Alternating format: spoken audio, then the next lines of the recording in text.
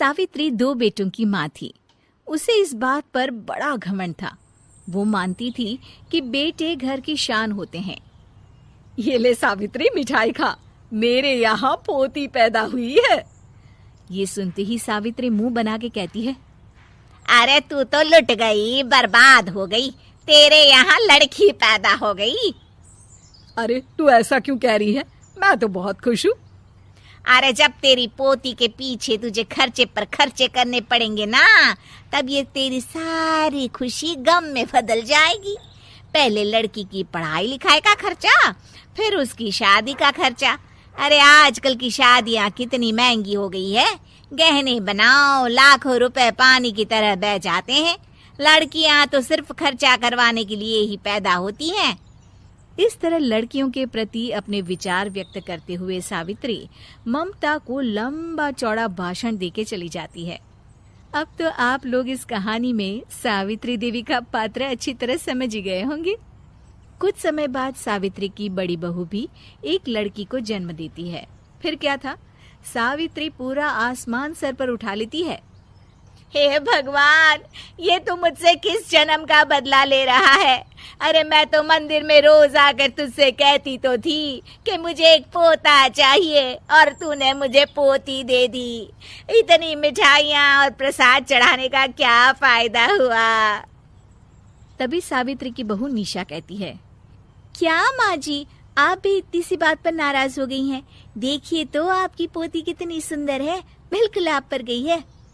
अरे चुप कर, तुझे 9 महीने इतने महंगे महंगे काजू बादाम फल फ्रूट खिलाने का फायदा क्या हुआ? मेरे तो सारे पैसे बर्बाद हो गए।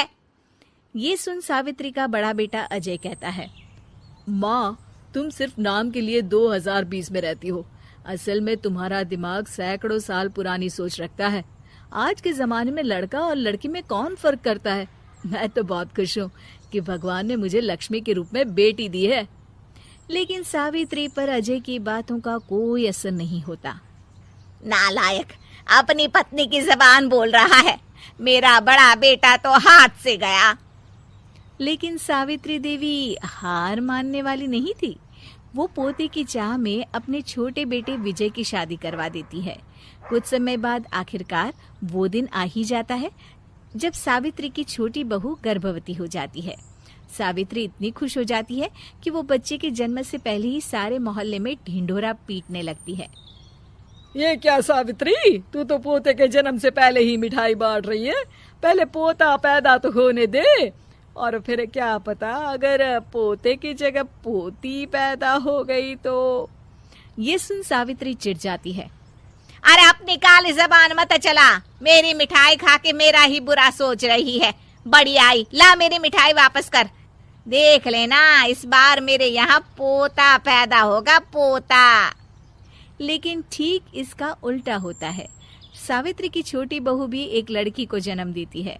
सावित्री फिर से रोना धोना शुरू कर देती है और अपनी छोटी बहू को कोसते हुए भला बुरा कहने लगती है। देखते ही देखते ये सावित्री की रोज की आदत हो जाती है। एक दिन उसकी इस आदत से परेशान होकर विजय अपने भाई अजय से कहता है, भैया, माँ खुद एक औरत होकर हमारी बेटियों को पसंद नहीं करती, उल्टा उन्हें रोज कोसती रहती है। मुझे माँ की यह आदत बिल्कुल पसंद नहीं आती। अरे तू ठीक कहता है, मैं भी अब माँ से तंग आ गया हूँ।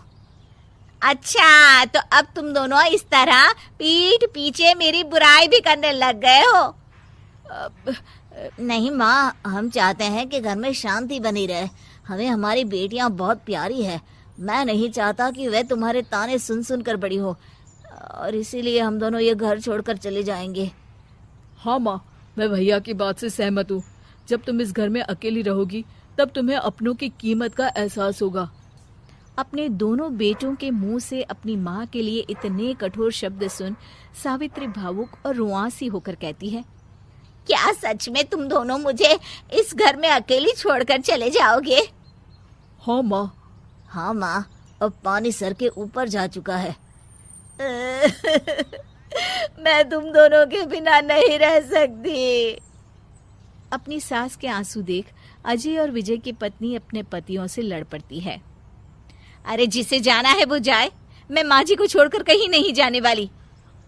भाभी, आप ये क्या कह रही हैं? वही जो तुम सुन रहे हो, दीदी बिल्कुल सही कह रही है। हम बेटियों के संस्कार हमें सिखाते हैं कि सास माँ समान नहीं बल्कि माँ ही होती है और उस माँ की जिंदगी भर सेवा की जाती है। बेटे अपना फर्ज भूल सकते हैं, लेकिन बेटियां नहीं। आप दोनों शौक से जा सकते हैं।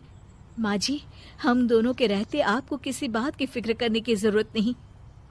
फिर क्या था, सावित्री के ऊपर छाए बेटों के घमंड के बादल उसकी बेटी स्वरूप बहुओं के तेज के आगे आंसू के रूप में परिवर्तित होकर सावित्री की आंखों से बहने लगते हैं और वो उन दोनों को गले लगा लेती है।